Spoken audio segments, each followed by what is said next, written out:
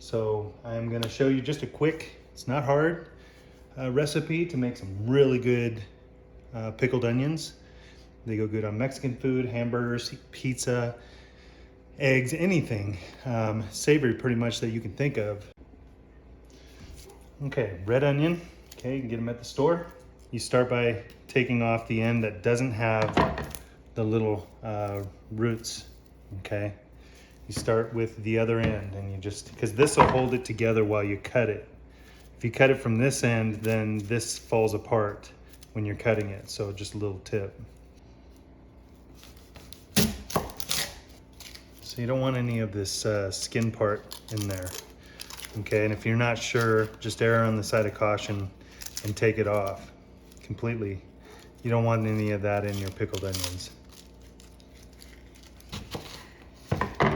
I like them about this thin. Okay. Okay.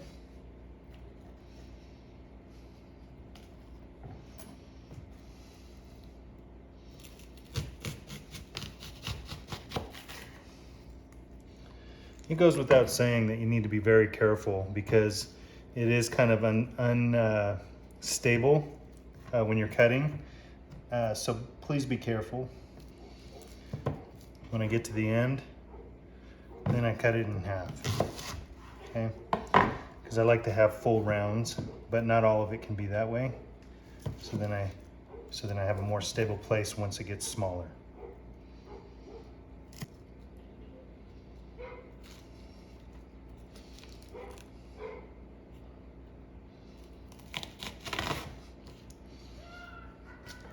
I just kind of lightly take them apart. Okay, it's not that big of a deal because the pickling process will happen no matter what. But I kind of loosely take them apart. If there's any questionable layers, chuck them.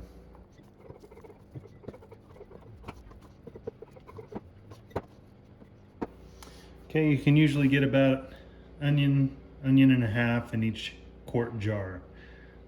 As long as the onions aren't too small. What a pleasure it is to live in this place.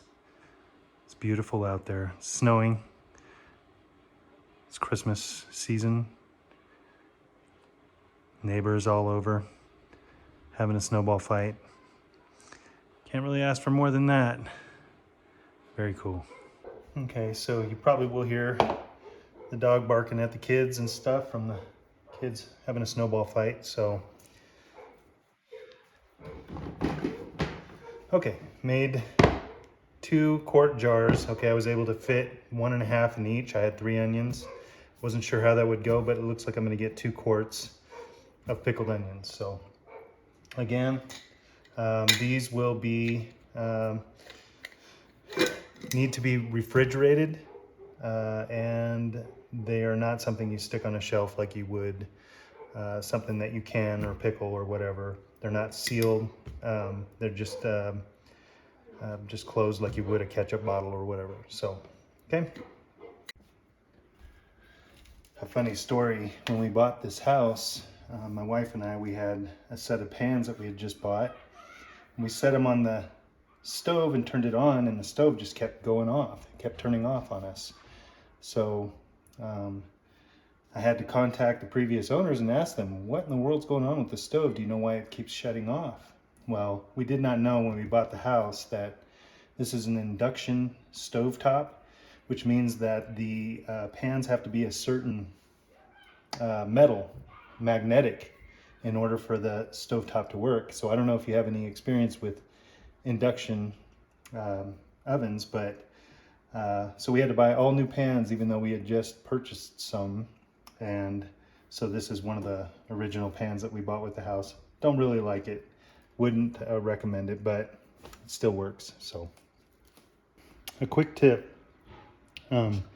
So you can buy like white wine vinegar, red wine vinegar, apple cider vinegar, I think even rice wine vinegar in big jugs at like Smart and Final. We have a Chef's store, which I think used to be Smart and Final, but they sell in bulk. And when you buy them like this, they're much cheaper. So we buy one small size like this initially, and when we're done using it, we refill it with a cheaper, more affordable version of that. I have the same thing for red wine vinegar, but I'm out on the jug, so all I have is what we refilled last time. So that's what I'm using now. Okay. All right, so for this, because I only have 2 quarts and not 3, I'll be using 1.5 cups of sugar to 5 cups of red wine vinegar.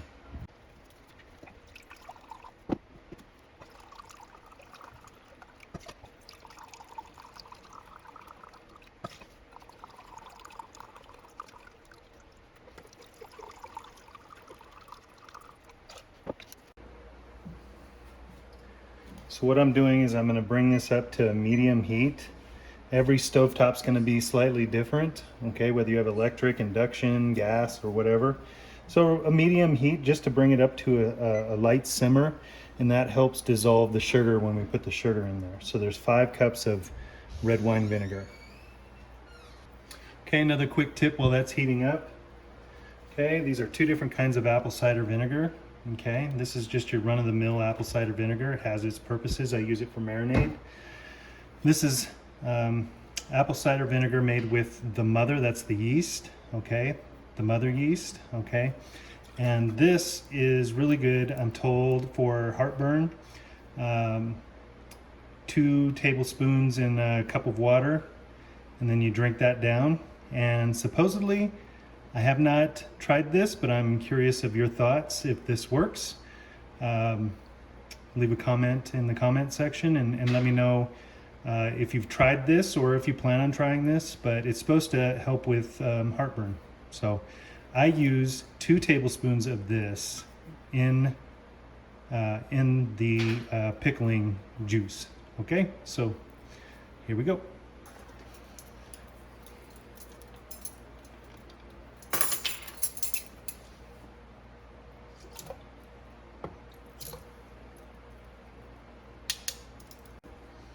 Okay, so I mixed up a glass with 2 tablespoons of the mother's apple cider vinegar in a glass of water. So here we go. I'm gonna drink it. Ugh. Oh, that's bad. Okay, it's not so good, but it's worth it because I have heartburn. That if this helps. Okay, so I know you can't see, but there are tiny bubbles that are forming at the bottom of the pan, and that tells me that it's getting close to being hot enough to dissolve the sugar properly. So I'm going to add the sugar. It's 1.5 cups. Did you know there's a difference between a solid cup and a liquid cup? So when you're doing liquid, it's different. You use this type of measuring cup. When it's a solid like sugar or flour, then you use, or rice, then you use this type of measuring cup. So this measuring cup, when you pour in here, it is not the same.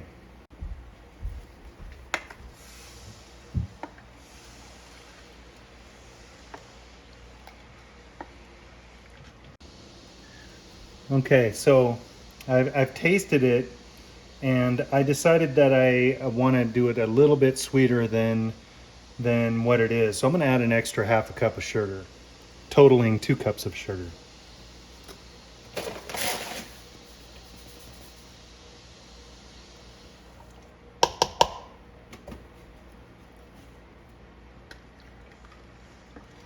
Spoon, 1/4 to 1/2 teaspoon of salt. I just kind of sprinkle it in.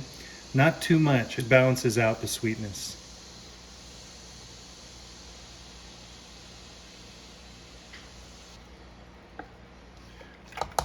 Okay, once I'm confident that all the solids have dissolved, then I just turn it off. That's all I need, is it to be hot enough to dissolve the solids. Okay, now it's just a matter of spooning it into the onions. It's okay that it's still hot. You can actually use these probably within 5 hours time, but the longer that they're in there, the better the flavor is going to infuse. So